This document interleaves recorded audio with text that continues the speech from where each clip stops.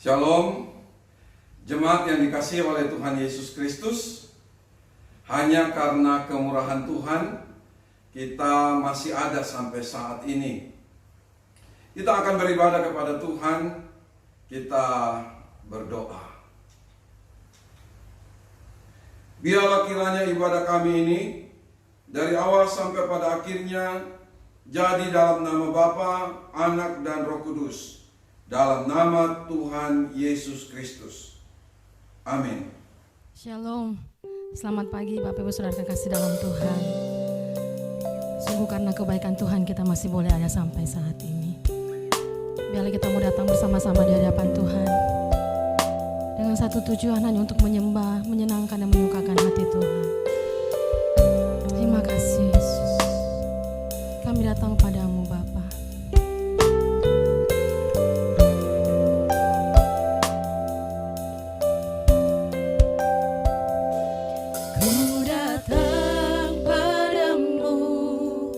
Sujud menyembahmu, ku bawa hatiku ini hanya padamu Yesus. Ku serahkan diriku untuk kau ubahkan. Jadilah padaku seturut kehendakmu. Ku sembahkan Rajaku, ku puji Kau selalu di hidupku. Ku cinta Kau lebih dari apapun. Engkaulah segalanya bagiku.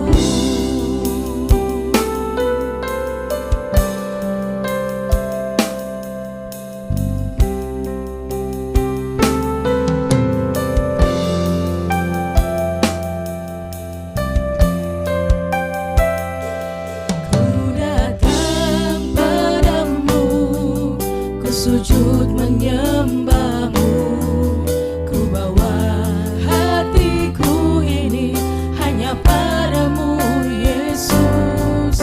Ku serahkan diriku untuk kau ubahkan. Jadilah padaku seturut kehendakmu. Ku sembahkan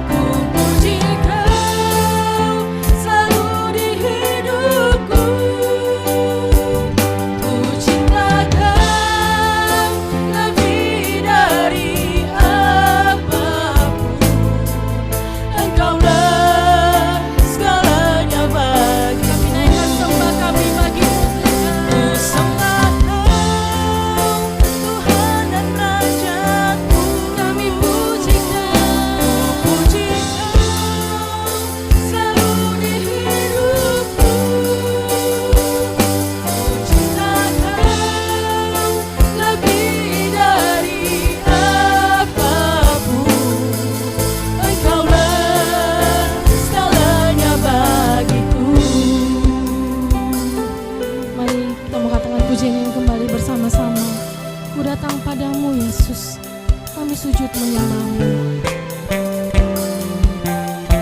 Terima kasih Bapa.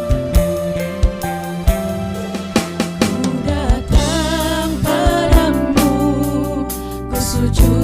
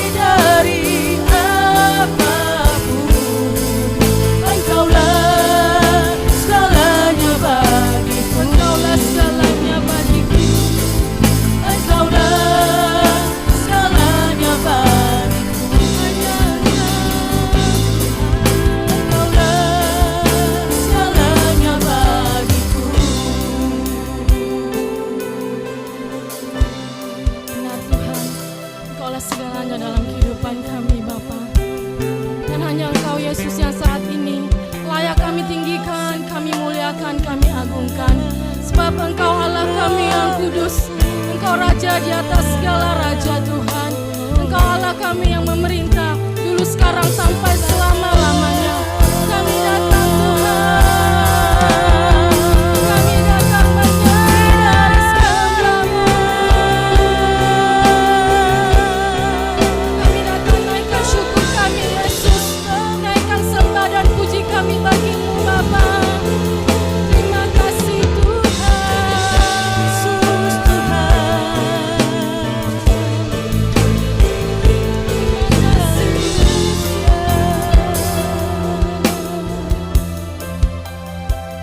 Ku sembah Kau Tuhan dan Rajaku, ku puji Kau selalu di hidupku. Ku cinta Kau lebih dari apapun. Engkaulah segalanya bagiku. Ku sembah Kau Tuhan dan Rajaku, ku puji Kau selalu di hidupku. Ku cinta Kau lebih dari apapun. Engkaulah segalanya bagiku. Engkaulah segalanya. Engkaulah segalanya bagiku. Engkaulah segalanya bagiku. Amin. Terpujilah Engkau Yesus Tuhan.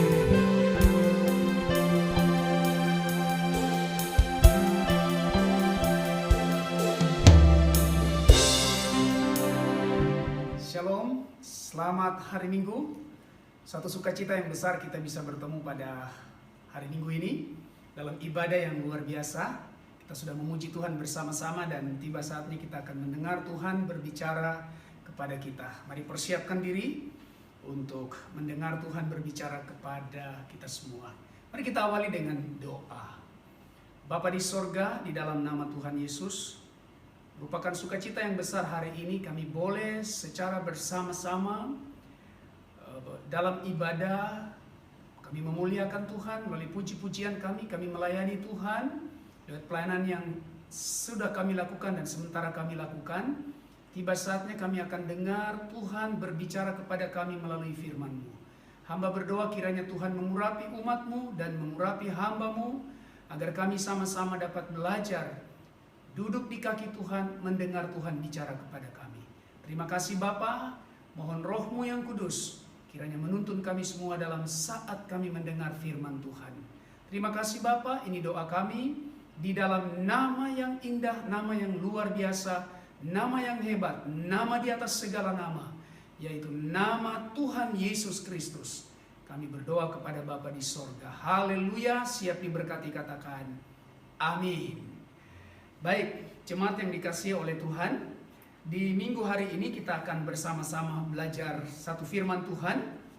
Dan saya berharap ketika kita mempelajari firman Tuhan ini, kita akan mengubah mindset kita akan mengubah sudut pandang kita akan mengubah cara kita berpikir, cara kita melihat segala sesuatu di sekeliling kita.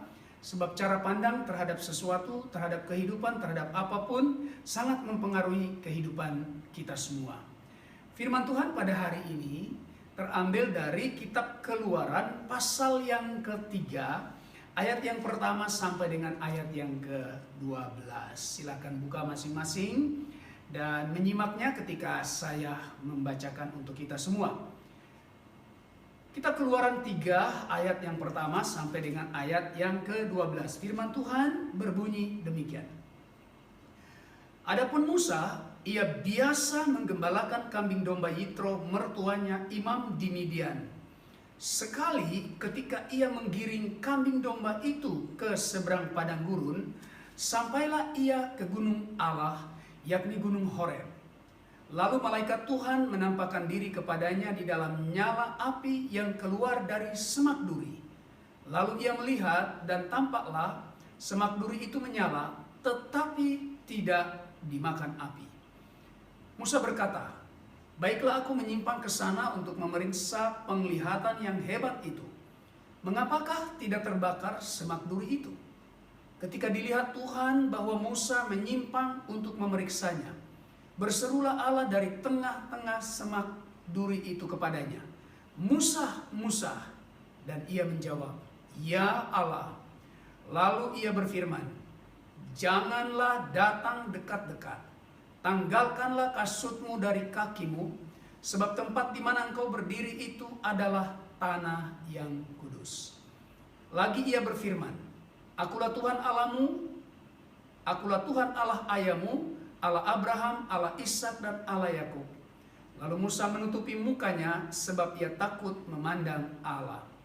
Dan Tuhan berfirman, "Aku telah memperhatikan dengan sungguh kesengsaraan umatku di tanah Mesir, dan aku telah mendengar seruan mereka yang disebabkan oleh pengerah-pengerah mereka. Ya, aku mengetahui penderitaan mereka. Sebab itu aku telah turun untuk melepaskan mereka dari tangan orang Mesir dan menuntun mereka keluar dari negeri itu ke suatu negeri yang baik dan luas, suatu negeri yang berlimpah-limpah susu dan madunya, ke tempat orang Kanaan, orang Het, orang Amori, orang Feris, orang Hewi, dan orang Yebus. Sekarang seruan orang Israel telah sampai kepadaku. Juga telah kulihat betapa kerasnya orang Mesir menindas mereka. Jadi sekarang pergilah, aku mengutus engkau kepada Firaun untuk membawa umatku orang Israel keluar dari Mesir." Tetapi Musa berkata kepada Allah, "Siapakah aku ini? Maka aku yang akan menghadap Firaun dan membawa orang Israel keluar dari Mesir." Lalu firman-Nya, "Bukankah aku akan menyertai engkau? Inilah tandanya bagimu bahwa aku yang mengutus engkau. Apabila engkau telah membawa bangsa itu keluar dari Mesir, maka kamu akan beribadah kepada Allah di gunung ini." Terpuji nama Tuhan atas firman-Nya. Diberkati dan berbahagia setiap orang yang membacakan firman ini, merenungkan, terutama melakukan dalam hidupnya sehari-hari, serta membagikannya kepada sesamanya. Saudaraku yang kekasih dalam Tuhan, teks ini selalu memberkati saya. Teks ini selalu memberikan dorongan kepada saya. Teks ini selalu memberikan inspirasi kepada saya. Bagaimana saya bisa menyelaraskan kehidupan saya dengan rencana Tuhan, dengan cara Tuhan bekerja, dengan cara Tuhan menyelesaikan, cara Tuhan menangani segala sesuatu. Sangat menarik sekali saudaraku yang kekasih teks ini. Saya berharap saudara juga tertarik untuk mempelajari bagian firman Tuhan ini. Tema kita atau topik yang akan kita belajar hari ini ada di dalam ayat yang kelima. Bagus sekali ayat ini. Ayat yang kelima berbunyi demikian. Lalu ia berfirman, "Janganlah datang dekat-dekat. Tanggalkanlah kasutmu dari kakimu, sebab tempat di mana engkau berdiri itu adalah tanah yang kudus." Terpuji nama Tuhan. Saudara-saudara, tema kita adalah berdiri di tanah yang kudus. Sekali lagi, berdiri di tanah yang kudus. Hari ini kita akan terbantu dan saya berdoa demikian, bahwa kita akan mengubah konsep kita, mindset kita yang selama ini sangat mempengaruhi kehidupan kekristenan kita. Apa yang saya maksudkan, saudara? Saudara-saudara, saya sering mendengar di dalam percakapan orang-orang percaya, seringkali terjadi percakapan kalau ada pertanyaan yang muncul seperti begini. Dalam perkenalan, sesudah sebut nama, biasanya orang tanya, "Kamu kerjanya di mana?"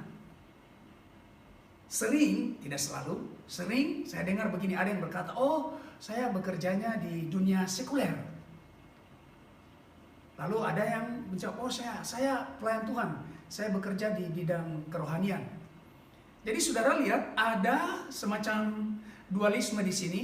Ada yang menyebut, oh kalau dia bekerja di perusahaan, di kantor, entah sebagai pegawai negeri sipil, militer, polisi, atau pekerjaan lainnya di bisnis, dia akan berkata, saya bekerja di dunia sekuler.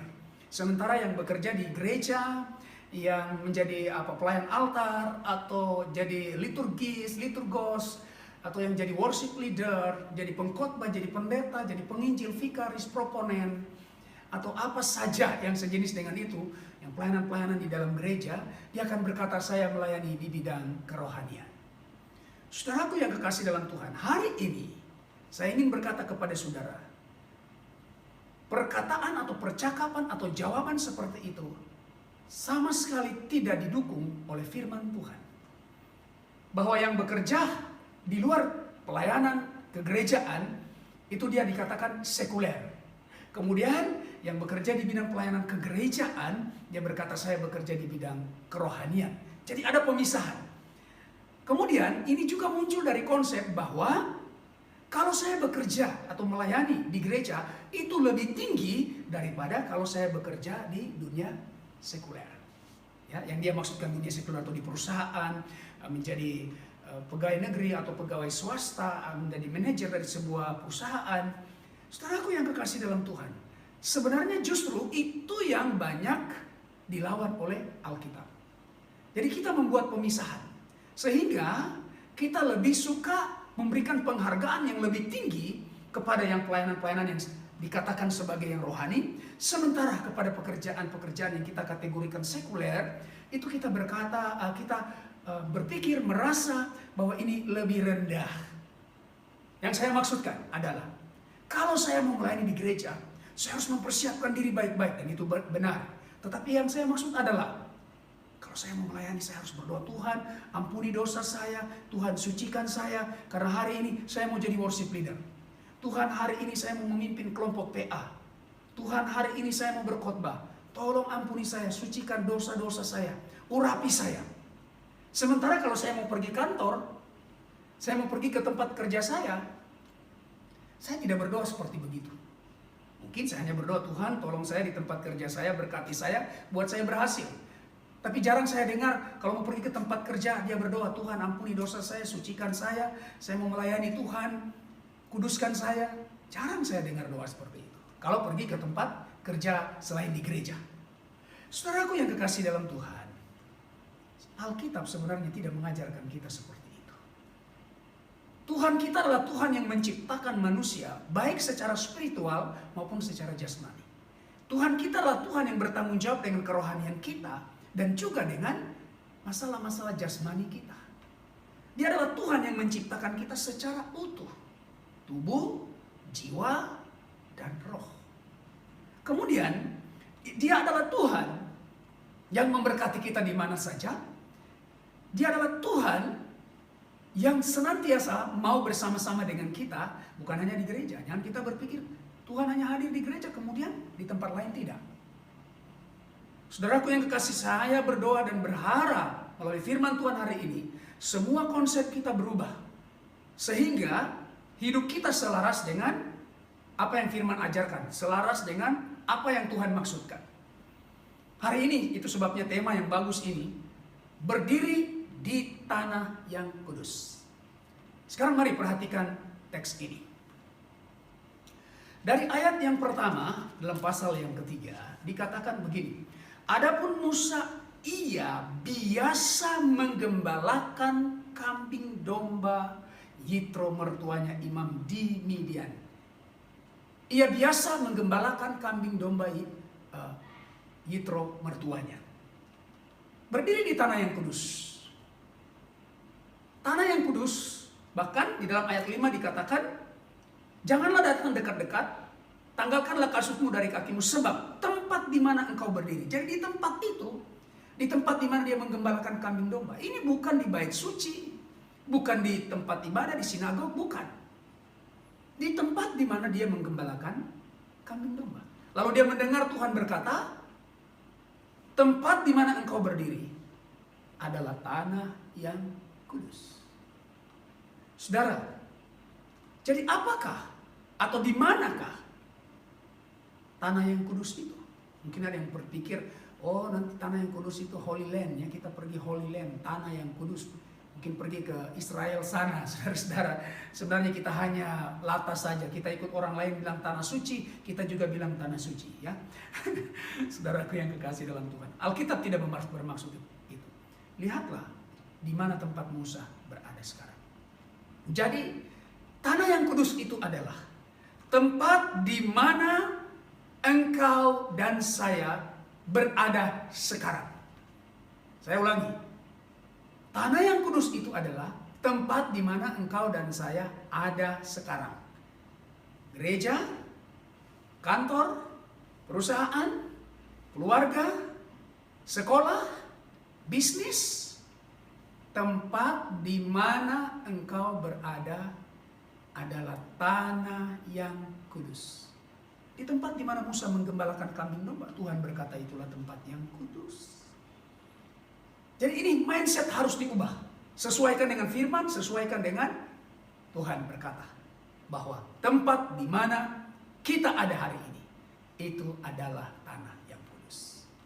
Jadi jangan engkau berdoa, minta kekudusan, minta pengampunan kalau mau pergi ke gereja saja. Mau pergi kantor juga. Mau ke tempat usaha juga, di mana engkau bekerja, di mana engkau berusaha, di mana engkau studi, sekolah, kuliah. Sebab tanah yang kudus adalah tanah di mana tempat engkau berada sekarang ini. Keluarga adalah tanah yang kudus. Jangan kita menjadi orang Kristen hanya 2 jam saja di gereja.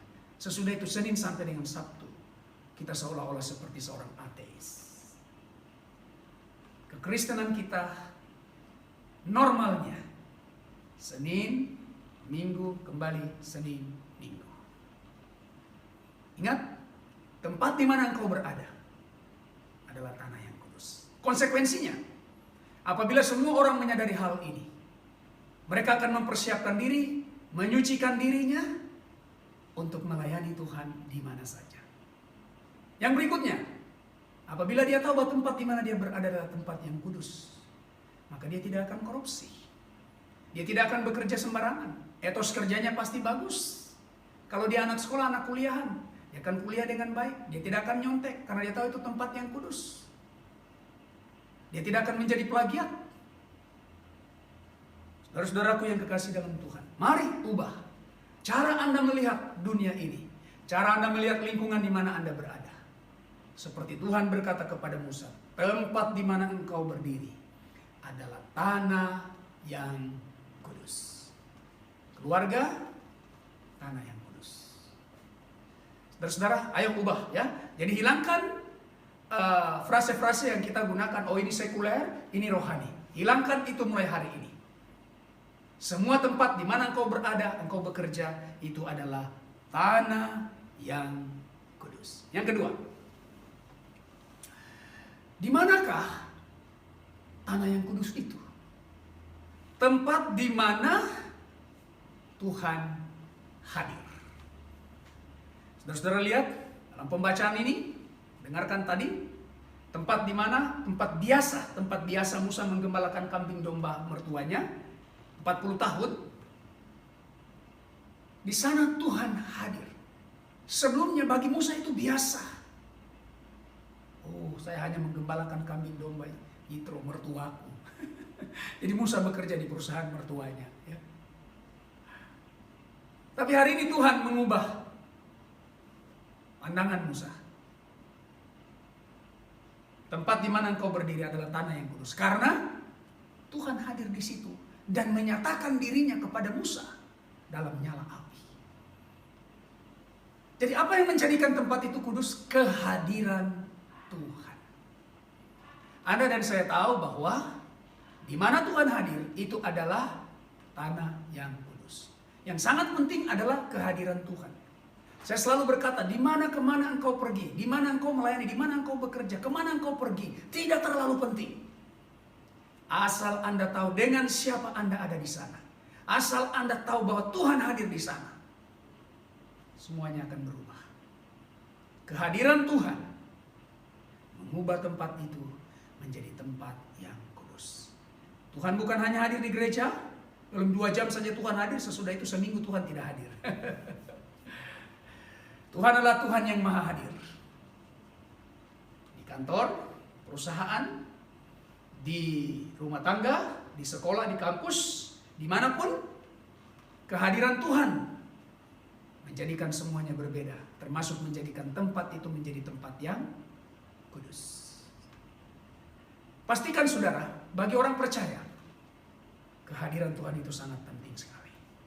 Ketika hadiratnya ada bersama-sama dengan Anda akan melihat apa yang akan Tuhan kerjakan melalui Anda, bagi Anda, di tempat di mana Anda dan saya berada. Kehadiran Tuhan sangat penting. Mau Anda di desa, di kota besar, kota kecil, di Indonesia, di luar Indonesia, di Makassar, atau di kota yang lain, kehadiran Tuhan itu yang sangat penting. Apabila Tuhan hadir, maka tempat itu adalah tempat yang kudus, dan kita akan melihat keajaiban, kita akan melihat mujizat, kita akan melihat pertolongan Tuhan di mana Tuhan hadir. Saya ulangi statement yang saya katakan tadi. Di mana kemana engkau pergi dan engkau berada tidak terlalu penting. Pastikan bahwa Tuhan ada bersama-sama dengan Anda di sana. Kehadirannya lah yang membuat perbedaan. Kehadirannya lah yang mengubah segala sesuatu. Mungkin Anda tidak punya koneksi, tidak punya jaringan, tidak mengenal siapapun. Tapi kalau Tuhan hadir, bukankah Dia pemilik alam semesta? Dia menjadikan segala sesuatu. Dia cukup bagi Anda dan saya. Kehadirannya lah yang amat penting bagi saudara dan saya. Saya tidak usah memberi kesaksian tentang bagaimana dalam pelayanan, pengalaman bersama dengan Tuhan, perjalanan bersama dengan Tuhan. Bagi saya kehadiran Tuhan yang penting. Dan saya sudah melihat itu. Ketika Tuhan hadir bersama-sama dengan saya, mujizat terjadi, keajaiban terjadi, pertolongan tersedia, jalan-jalan dibukakan, dan semua yang saya perlukan, ada kehadiran Tuhan, Tuhan memenuhinya. Itu yang kedua. Pastikan ada kehadiran Tuhan di tempat kerja Anda, di rumah tangga Anda, di kuliah Anda, di sekolah Anda, dimanapun engkau dan saya berada. Yang ketiga, di manakah tanah yang kudus itu? Di tempat di mana kesulitan terjadi. Agak sedikit menarik ya. Teks ini muncul dalam rancangan Tuhan tentunya ketika orang-orang Israel 400 tahun lebih berada di Mesir, dan kemudian mereka mengalami hari-hari yang susah oleh karena penindasan dan perbudakan.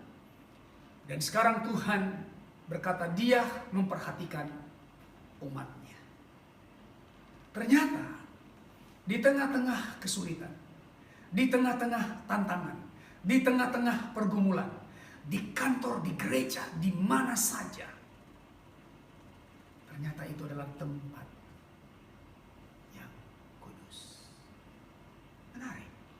Menarik sekali. Coba saudara pikirkan ini. Kita biasanya menghindari kesulitan. Memang itu ideal. Idealnya adalah kalau boleh kita tidak punya kesulitan, tidak ada krisis, tidak ada pergumulan, tidak ada persoalan. Kalau saya melayani Tuhan, kalau boleh jangan ada tantangan. Nah, itu ideal ya. Itu ideal seperti itu. Tapi fakta atau realitasnya kan tidak begitu. Kalau bisa saya tanpa masalah, tanpa pergumulan dan sebagainya. Musa bahkan tempat di mana dia berada ini merupakan tempat persembunyian. Dia melarikan diri dari tentara Mesir. Ini adalah tempat pelarian. Dia menyembunyikan diri di padang gurun. Tidak ada orang yang lihat saya. Dia melarikan diri. Dia residivis. Tapi di tempat itulah dia mendapatkan panggilan, pengutusan dari Tuhan.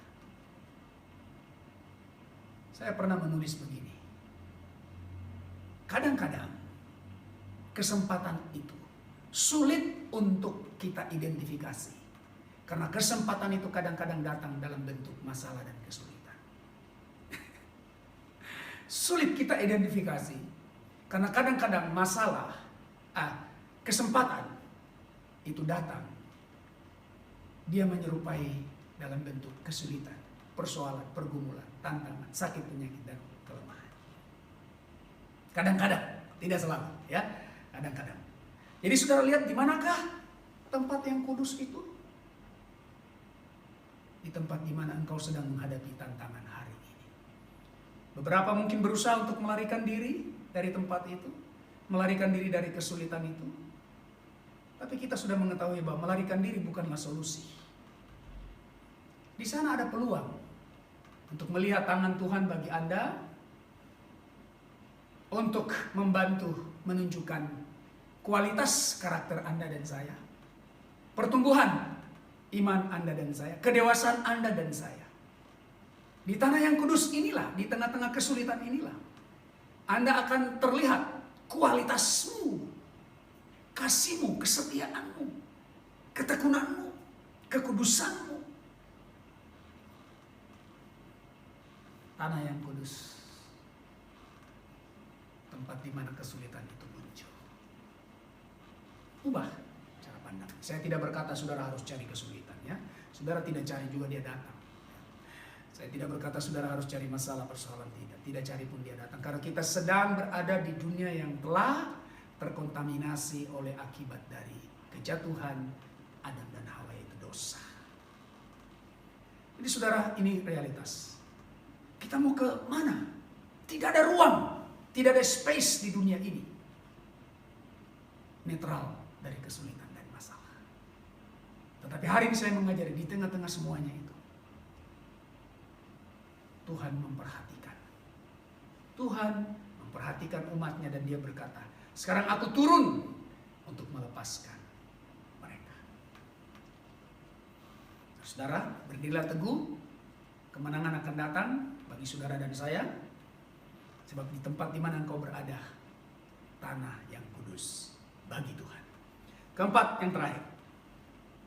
Di manakah tanah yang kudus itu?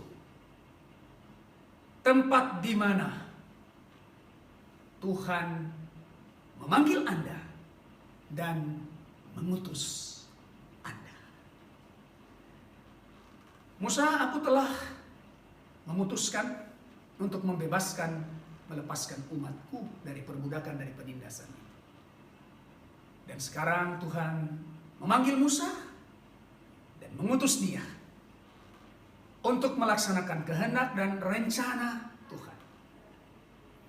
Di mana tanah yang kudus? Di mana Tuhan memanggil Anda dan mengutus Anda ke sana.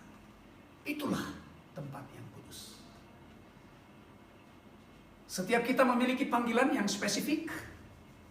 Sebagian menjadi gembala, sebagian menjadi pendeta, sebagian menjadi guru, sebagian menjadi tentara, sebagian menjadi polisi, sebagian menjadi pegawai negeri sipil, sebagian menjadi ayah ibu, sebagian menjadi pegawai-pegawai yang biasa di sebuah perusahaan.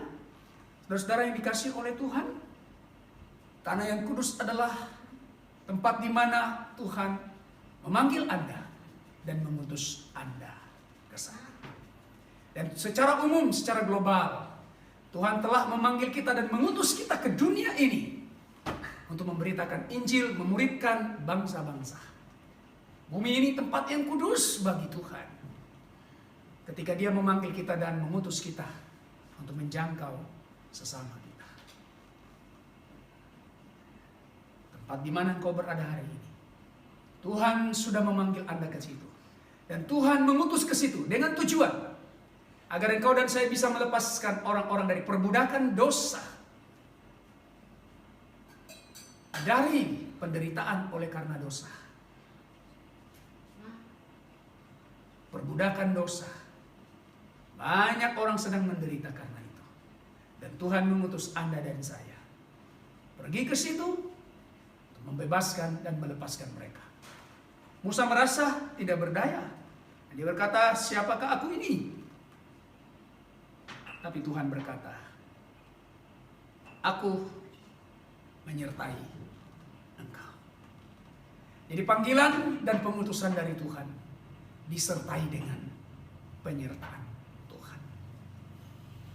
Tuhan mengutus Anda di mana Anda bekerja hari ini, berusaha dalam keluarga Anda, dan Tuhan menyertai engkau. Di sanalah tanah yang kudus itu. Dan sesudah kisah ini, Musa kembali ke Mesir, Kemudian terjadi banyak peristiwa, kemudian Israel dilepaskan dan padang gurun 40 tahun dan memasuki tanah perjanjian. Itu di bawah kepemimpinan Yosua.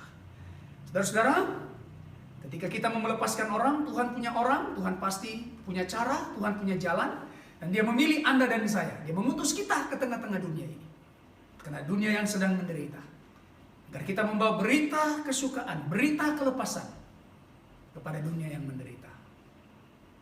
Karena dosa dan kelepasan dialami ketika mereka datang kepada Yesus Kristus, penebus itu yang membebaskan dari perbudakan. Karena penebusan itu memang selalu berhubungan dengan perbudakan.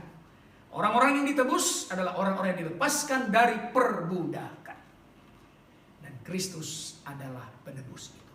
Dia telah memilih kita, memanggil kita, dan mengutus kita untuk membawa berita pembebasan ini kepada setiap orang. Ada yang terbelenggu oleh perasaan khawatir, cemas, takut, putus asa, intimidasi, dan lain sebagainya. Untuk menghadapi masa depan dengan semua yang terjadi, ada intimidasi, ada belenggu, bahkan ada yang belenggu menjadi belenggu ikatan. Sehingga walaupun dia pergi gereja, dia ibadah, tetapi belenggu itu masih mengikat dia. Anda dan saya dipanggil Tuhan, diutus Tuhan untuk membebaskan mereka. Bawa mereka kepada Yesus, sebab Yesuslah yang berkata, marilah kepadaku semua yang letih lesu dan berbeban berat, aku akan memberi kelegaan kepada. Saudara-saudara, anak yang kudus, tempat di mana engkau berada sekarang, di mana Tuhan hadir bersama-sama dengan Anda, di tempat di mana kita menghadapi pergumulan hidup, kesulitan-kesulitan, dan di mana Tuhan memanggil dan mengutus kita dengan penyertaan. Tuhan kiranya memberkati Bapak Ibu sekalian. Berdirilah di tanah yang kudus bagi Tuhan dan bagi sesama. Tuhan memberkati kita sekalian. Kita berdoa. Bapa di sorga, terima kasih untuk firman yang datang kepada kami. Kembali mengingatkan kami lagi untuk mengubah cara pandang kami tentang kehidupan, tentang pelayanan, tentang pekerjaan, tentang segala sesuatu yang kau percayakan kepada kami. Terima kasih Tuhan. Oleh Roh-Mu yang kudus mampukan kami untuk melakukannya. Tuhan, hamba berdoa juga bila sebentar umat-Mu memberikan tanda kasih mereka, sukacita mereka dalam bentuk persembahan. Tuhan memberkati mereka masing-masing. Terima kasih Bapa, ini doa kami. Demi Kristus Tuhan, kami berdoa dan mengucap syukur kepada Bapa di sorga untuk firman Tuhan dan untuk pelayanan kasih yang akan kami lakukan. Haleluya. Amin. Tuhan berkati kita sekalian. Saatnya kita akan memberikan persembahan, dan marilah kita menaikkan syukur kita kepada Tuhan. Sebab kasih yang begitu besar lebih kuat dari dosa. Dia telah menemukan kita, menyelamatkan, bahkan telah memulihkan hidup kita. Terima kasih Tuhan.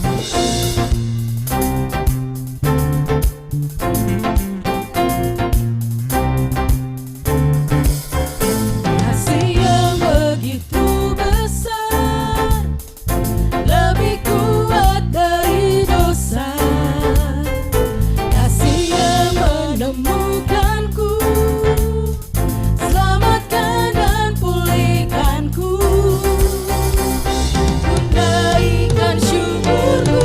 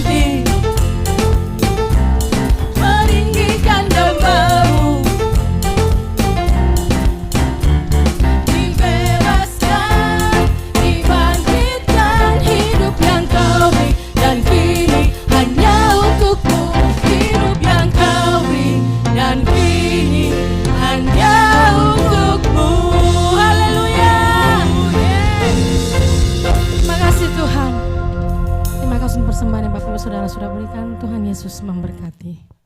Jemaat yang dikasihi oleh Tuhan Yesus Kristus, pada kesempatan ini saya tak lupa mengucapkan selamat hari Minggu, salam sehat, tetap semangat.